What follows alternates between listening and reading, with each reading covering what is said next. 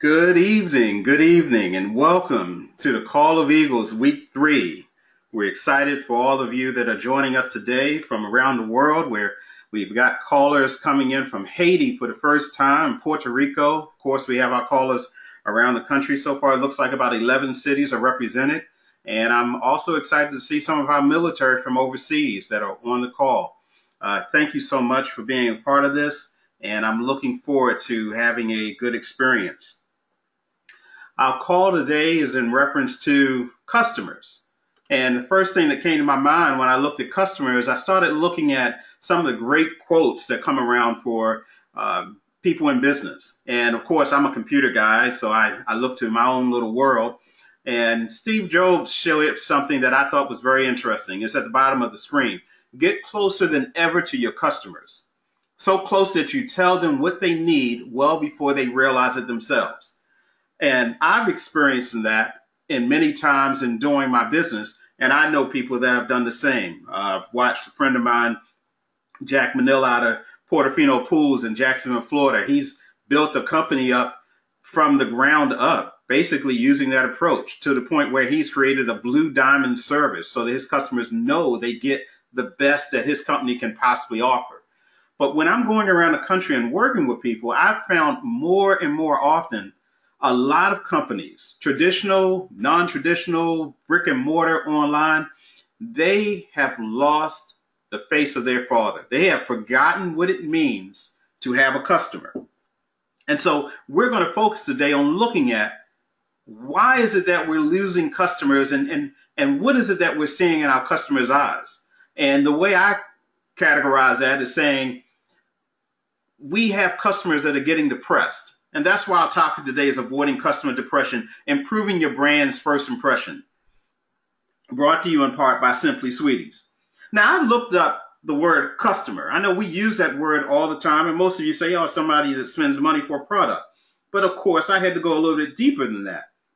And I found out that the Latin of it is consuetudinum, which means coming from one's habit or custom, a customary practice. But it was interesting that another old English definition was someone that was hard to deal with. As in, that's one tough customer. Somebody that's tough, that's strong, that it's very hard to get them to do what you want. And then I looked at client. And the Latin for client is cliens. And it's the idea of a follower. But me being me, I looked a little bit deeper. Most of you would say that a client is a regular customer. Do you realize that's an adjective?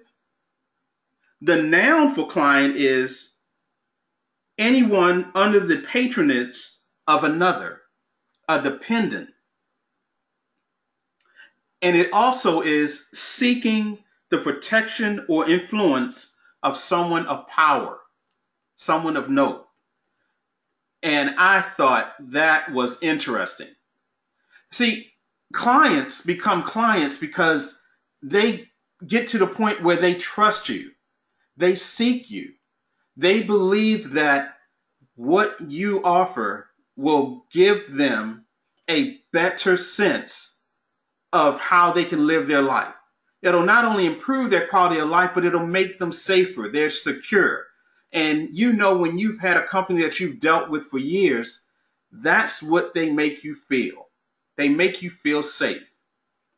And so when we're looking at how do we agree to support our clients and customers in a better way, the first step is avoiding customer depression. Now, most of you are looking at customer depression as something that means, they're unhappy with me. No, you've all experienced customer depression. You've been shopping at a mall, you walk into a store, and the person at the front desk halfway down the aisle barely looks up when they see you. Or you get the tired, welcome to Acme, thanks for coming in.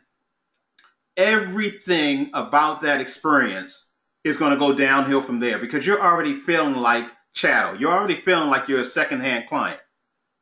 You've had that happen also when you've dealt with people on the phone, or when you get an email that seems like it's a cookie cutter email. They're not taking any time to listen to what you're saying. You call into Xfinity or some other big company and they immediately put you on hold. We've all experienced customer depression. It's not that you're sad, it's that you get into a depressed state, a state of not wanting to have action. And if you have a customer that is depressed, what's the first thing they press on? Their wallet, their purse. They don't let go of the dollars. And so we need to avoid that. And the best way to avoid it is by making sure that your brand has a good first impression. Please note, I didn't say you. I didn't say your sales team, your brand. Because every single thing that happens within your company's environment, single thing that happens within your organization's world is the brand.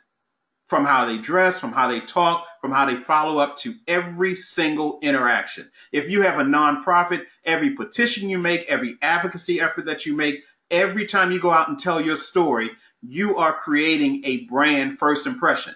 Why? Because every time you do that, somebody new hears what you're talking about. And if somebody new hears what you're talking about, you have a chance to enhance or erode your impression with them.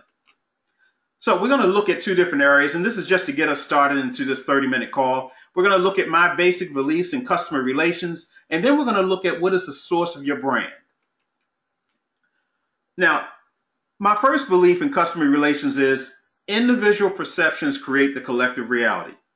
Now, what do you mean by that, ball guy? Simple. If you have a salesperson, a technician, a front desk person, an intern, a partner, and every time they deal with someone, they create a certain perception that is negative. Eventually, that will become the collective reality when people think about your business. I have went into companies that have great products, great services. They're making money, but they keep seeing trends where they're losing customers. They'll get a customer and then they'll drop off. They'll get a bunch of them doing a promotion and they'll drop off. And the reason why they constantly have a drop off and they continue to have to do more and more promotions, car dealerships do that. It's because they have not figured out where someone is creating a bad impression and giving people the wrong perception that is filtering out into their marketplace and creating a collective reality they don't want to have. Somebody's going to catch this later on today. Individual perceptions create the collective reality. Just because you see how much your solution is needed doesn't mean the customer wants to solve it that way. See, when a customer comes in, they have probably already tried another method of solving the issue. If you sell clothing, if you're a caterer, if you're a graphic designer, they have probably already seen, can I do this logo myself? Can I bake this cake myself? Can I get this outfit from a different store? And because they've realized they can't, they've either looked you up, did a search on Google, or were referred to you by someone else. So they're coming to you with a mixed mindset. A part of their mindset is, I have something that I need solved. But the other part of that mindset is, well, normally I would go here. I'm just here because of X or because so-and-so said this. You have to spend some time getting them to see that what you offer is a possible and a viable solution that is different from the way they're used to handling it. And for those of you saying, oh, no, that's not true. I have somebody that comes in all the time and they know exactly what they want and they get it. Yes, you do. They are called clients. They are not customers. Peppermint Patty, they have car sales that are generational. I did some research. They get car buyers that are year after year after year. The son, the mother, the grandmother, the grandfather. Everybody gets their cars from them. Why? Because they've created a solution that matches the way they wanted to solve their vehicle needs. But that didn't come because they just tried to push vehicles out. Jim Moran taught that in order for you to understand the customer, you have to listen more than you want. That's what I'm saying here. The first goodbye is your last chance to leave a positive first impression. I know everyone on this call, if you're in business, you've had a situation where someone was talking with you, dealing with you, going back and forth with emails, and they almost left you. They almost left doing business with you.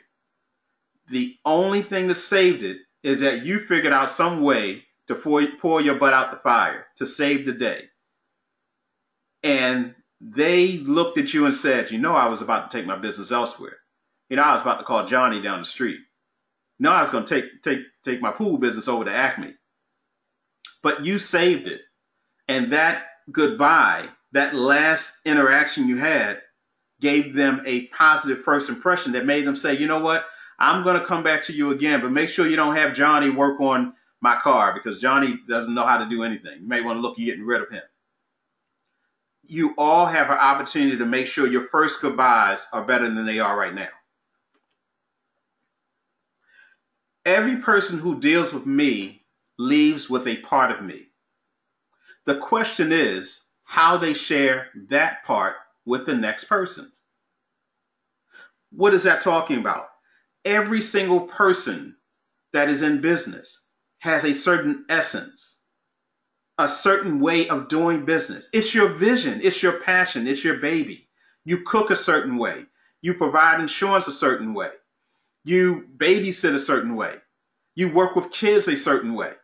It doesn't matter what it is that you do it in a certain way that makes it unique to you. If you have a team, that comes across through your team. In my E3 world, people that know me have heard me recite the E3 philosophy. We as a people need to educate each other in all aspects of living. We as a true family need to then encourage one another to set goals and define clear objectives. We then and only then are empowered people, forging our own roads to success, not settling for anything less than our collective best. I have leaders in Maryland, in DC, in Florida, in Georgia. They have heard me say that time and time again. But every time they hear me say it, it feels like it's the first time because it's an essence of me, and I impart that to them. How do I know this? Because when I run into somebody, they say, hey, you know, I talked to Sequoia Lindsay Taylor. She sounds just like you when she talks. Oh, I got an email from Michelle Portier. She writes just like you do. They're not copying what I do. I've given them that part of me, and they share that part of me with the next person. That's branding through my people. And that's a key aspect of customer relations. I hope that's got you thinking. I hope somebody on the call now is saying, okay, I'll stay on a little bit longer. I don't see anybody running away and leaving, so I feel pretty good about that. Here's some more food for flight for you. Call of Eagles, we deal with the whole bird thing. Does your brand flow through your team, or does it languish there to die? When people meet a receptionist at your company, when they talk to a technician, when they get your head salesperson, when they get the person that signs the contract, when they get the follow-up call for support, does your brand flow through each aspect of your business? Or is there a disconnect at some point? This happens quite often in insurance teams and multi-level marketers. I'll meet an upline and they want me to talk to their downline about how they're doing business, or a nonprofit wants me to talk to their board about how they're working in the community. And the visionary, the person in charge, they have it, they get it. But once you start to filter down, start to talk to people further and further down, they don't carry the same essence. What they carry is maybe some of the complaints of the person in charge, or some of the negativity, or maybe they're just focused on the wrong thing. If everybody is not flowing the same way, your brand is either in a comatose state or it's flatlining. The only way to see your brand clearly is to look through the lens of your customers. They see you on your good days, your bad days. They understand every aspect of what you do. You have to learn how to flip the script and not base it off of what you think your customers see, and really learn what your customers see. And for those of you that use surveys to do this, and you say, well, we do surveys all the time, I found most companies do surveys, but they don't follow what the surveys tell them. The top businesses strategically mention their product while consistently showcasing its value. I want you to pay attention to the commercials during the playoffs, the commercials that you see during your favorite show. And you will notice in the 70s, all the commercials said, buy Pepsi Cola, buy this, buy that. They always put the product name out there front and center. But nowadays, you see stories. You see people having emotions. There's one commercial where there's fathers and daughters and sons and fathers dancing. I don't even know what the commercial is about, but they're having such a good time dancing. I start jumping up dancing too. I don't know what they're selling, but I want two of them. We are finding that people are now promoting the value. And then at the end, you see a logo. You see the brand signature. That's what sells now. If you see a top business doing it, why wouldn't you strategically mimic that? Stop worrying about telling people 10, 12, 15 times the name of your company. Make sure they understand what the company stands for. The only time I worry about whether somebody actually understands my name is when they're filling out payment. What I want them to make sure they understand initially is that I'm listening to them. I believe that their need is urgent and I accept it and acknowledge it, and that whatever I do is going to create more benefit and value to them, not just short term, but long term.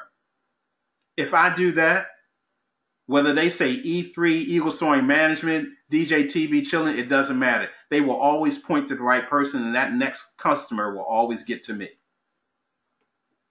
Every experience of brand satisfaction, when leveraged, will boost revenue. We have entrepreneurs on this call that have seen a 22% increase since last year on the Call of Eagles. Why? Because everything that we did around their brand building, every time they had a satisfactory client, I said, get a testimony, get a quote, get a story. And I showed them how to leverage that through media, through articles, through other forms of advertising so that more people saw the value that they had. It works. It works. So let's get right into the heart, the meat of the Call of Eagles. Action task. How do we avoid customer depression? This is brought to you by Asha Enterprises. Well, there are three parts to it: the mindset, the action, and the bottom line. Mindset. First thing you need to understand, recognize the flaw in your flow. I mentioned it earlier. Look at what you're saying to people and make sure that what you're saying is consistent across all of your mediums, whether it's social media, website, phone call, email, in-person networking, and every single level of your team needs to flow the same way, from business cards to marketing materials to every commercial you have. Good intent must equal good impact. Everyday intellect may have a need to work with kids in a certain area to help build up the knowledge and the awareness of STEM programs. But if they don't do it in the right way, they could actually turn somebody off from wanting to get a STEM education. Good intent doesn't always equal good impact. I almost got fired once from a job because I pushed a contract through the system in 2 days when it normally took 10. But it was in the city government. The city would fall on its feet if I did things that efficiently all the time. I had to learn their process was the way it had to be done. I had a good intent, bad impact. The customer is always right doesn't mean they are right here with you. First, you need to discern, then learn, and then you put yourself in a position to earn revenue. If you don't discern, it's impossible to learn. And if you don't learn, what can you possibly earn? So let's look at the action. And the action task is something I want those of you on the call to do every day this week. First, I want you to start hearing your customers' perceptions, not just what they say that they want, but what do they say about what they expect from you? When a person tells you about what they're doing, they make little comments like, well, I need this, but I know you're going to try to sell me that. Well, that tells you that people have told them, yeah, they're going to try to cross-sell you. They're going to try to upsell you on everything. Don't do it. They're already defensive. That's a perception. Recognize their challenge. Is their challenge that they need their pool cleaned? Or is their challenge that they can never find somebody that stays long enough to learn their pool?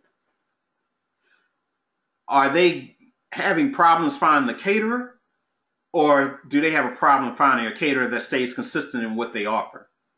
You see what I'm saying? Recognize their challenge so then you know how to approach it. Identify their release. What does release mean? It doesn't mean that they're necessarily better. It means they're at a point where they're willing to hear what you have to say. Before I can build an entrepreneur's business, the first thing I have to do is get them to the point where they acknowledge they truly need my help. When I say to somebody else, I need your help, please, it's a way for me to give myself a release so that I put myself in a situation where I'm open to their suggestions, and it makes them more comfortable to know he's ready to receive what I want to give him. Identify their release. Once you identify their release, and this is where the E3 comes in, align them via education. Education about the value of what you do. Education about the process of how you do it. We have Blue Diamond Service. We have the Ashe Way. We have the power to change. You have the power to change. Once you align them with education, then you can reinforce it via encouragement. Once you're with us, we're going to stay with you. We're going to keep doing this until we get it right. We're not going to leave you by the wayside. You're more than a customer. You're a client waiting to happen. Your objective, people, is not a new customer. It is a new and empowering relationship. If you gave me your sales team for 30 days and said, Anthony, can you give us 5% more sales? I would say, of course not. But I bet you I can get you 8 to 10% in some of your people, because I will show them that if they go for an empowering relationship, the people that they get are going to spend more money than all the people that you lost. You don't believe me? Put me to the test. Bottom line, customers know what they don't want until you help them see what they should want. They don't understand what you're providing them. They don't see your value. You have to make it relevant to their world. Once they understand what you're providing and the value, you can then move them to any product or service you want, because they're at a point of being open to receiving you as an expert in solving their problem.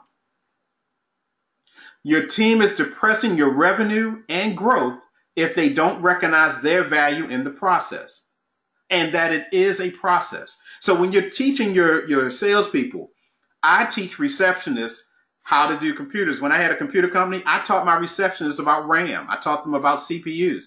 Why? Because I knew that a lot of geeks were going to be talking to them on the phone, and I wanted to make sure they could speak intelligently. And that was important. If you're, okay, look, if your receptionist, if your intern doesn't know what a souffle is, if they can't explain what SEO is, if they don't know what supplemental insurance is, why would somebody want to speak to you? They're thinking, well, goodness, you didn't even teach the people that work for you and answer the phones. It has to be across the board.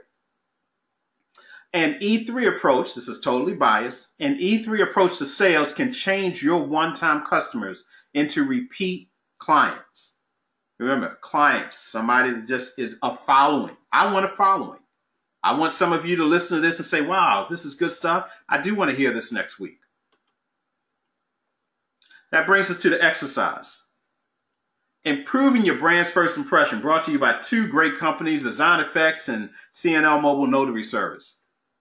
So how do we improve the brand's first impression? Whether you're in business for 1 year, 10 years, 25 years, this will work for you. I guarantee it.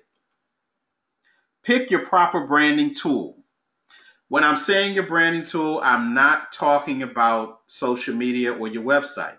Your branding tool is picking the right product or service that epitomizes what you stand for as an organization, and use that as the focal point for your advertising. Try it with just one campaign.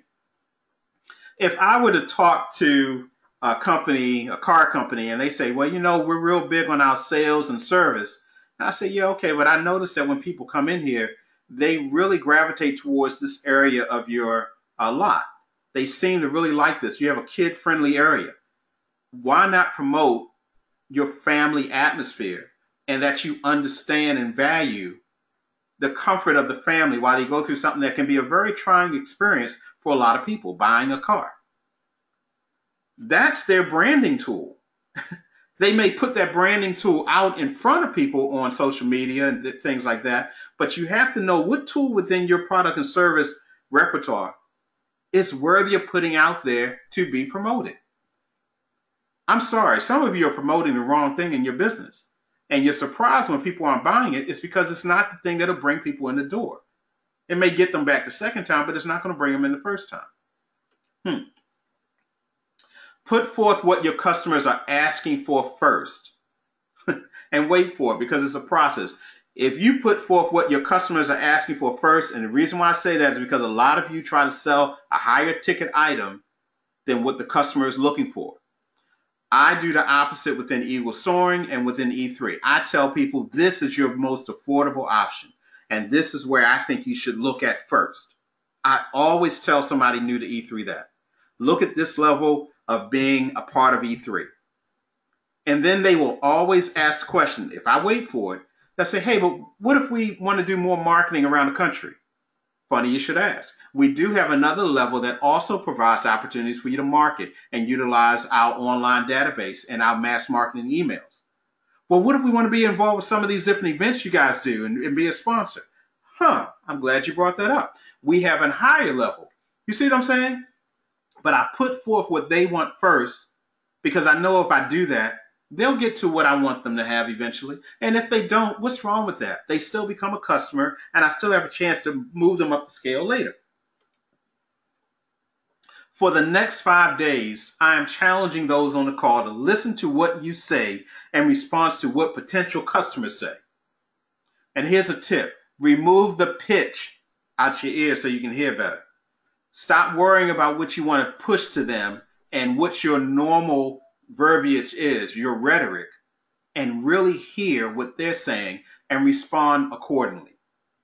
If you take the time to do this, I bet somebody will have a story to tell and come back and say to me, hey, this is good stuff. This really worked for my business.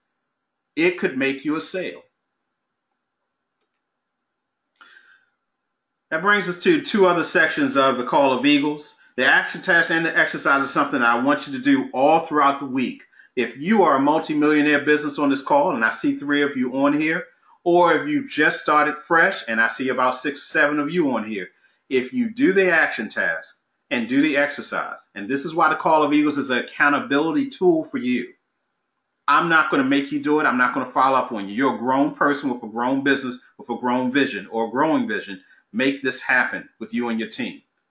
It's a process. It does work. Week after week, we see the results.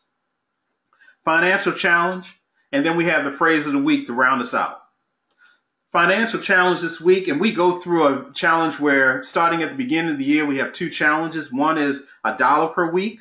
The other one is doubling the money, $2, $4, $6, $2 every week. So far, we're in week 3. Got to fix that graphic. I'm sorry for that. Week 3, $3, and the deposit is now $6. Financial challenge is available to anybody in Call of Eagles. There's no cost to it. It's just an incentive. But every 3 months, we give you an incentive award that you stay in it. It's an honor-based system. Not doing for self will create a vacuum. I want to thank Design Effects for this beautiful graphic here, just promoting the Call of Eagles. And of course, we want to thank Medicaid Assist Services of Northeast Florida. They help people with Medicaid applications. So if you have a senior that needs that, Google them, look them up.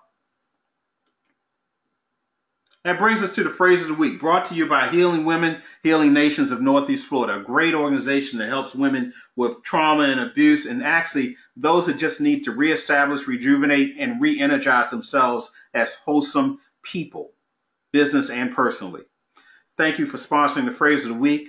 The phrase of the week is something that I give every week. It kind of summarizes what we've done, what I've talked about in this Power Pack 30 minutes, and it's something that you can print out, pick up, put on your wall, or listen to whenever you want to. I'm going to read it once, and then I'm going to say it again slower. Today, I have been exposed to a different way of thinking about my customers and how they see not me, but the brand I represent. Whether I work for myself or part of a team, it is important I adjust to identify, relate, and align to their buying perceptions. Instead of relying on my pitch, which may be slightly off key, I will seek this week to give potential customers something new to hear by first listening to them. I will work to put forth the right message from the right sources and seek harmony as I push for the sweet sound of business success. Today, I have been exposed to a different way of thinking about my customers and how they see not me, but the brand I represent. Whether I work for myself or part of a team, it is important I adjust to identify, relate, and align to their buying perceptions. Instead of relying on my pitch, which may be slightly off key, I will seek this week to give potential customers something new to hear by first listening to them. I will work to put forth the right message from the right sources and seek harmony as I push for the sweet sound of business success. You have just experienced what we have been pleased and blessed to have presented around the world for the past year. We're starting our second year. I so appreciate that you're on this call. The Call of Eagles 2018 is a realistic approach to building businesses. It frankly has become a revolutionary way to also building people, entrepreneurs, community advocates. We have 9 people of faith on the call. We have political leaders on the call. We have people that have been in business for 20 years and people that have been in business less than 2. This could be your tool to building success, and not just for you, but for your church family, for your organization, for that person within your company that you know has a potential, but they need that extra push, for that intern that you have that you're waiting for them to take hold and take self-accountability. Give them to me. Give me your tired, your poor, your disenchanted. Let me give them what they need. I can turn your pigeons into eagles if you give me a chance. I'm so happy that you were on the call. I thank you so much for being a part of the Call of Eagles, this live look-in. We will be posting this up on our webpage and Eagle Soaring Management to give people more of a sense of it. And hopefully you will tell somebody about it. You will think about it. As always, I will end in my customary way. And for those of you that want to stay, I usually give bonus time. So after I finish, I'll stop the recording, but we'll do a couple minutes of bonus time where I'll let you kind of chat. So for those of you listening as a guest, please know you don't have to hang up the minute I say bye, because I will stay on the call. But for right now, this is Anthony M. Butler Sr., and you have been on the Call of Eagles. All right.